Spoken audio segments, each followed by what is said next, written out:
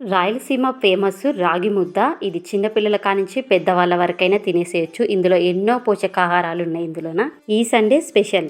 అలాగే దీన్ని ఎలా తయారు చేసుకోవాలో సింపుల్ ప్రాసెస్లో చూసేద్దాం.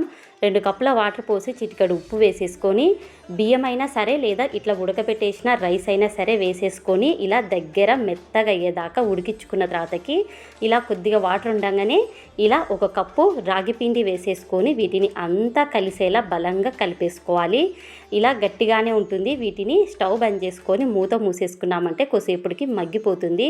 ఇప్పుడు చేతులకు కానీ కప్పుకు కానీ ఇలా తడి అనేసుకొని ఇలా ముద్దలాగా రెడీ చేసేసుకోవడమే.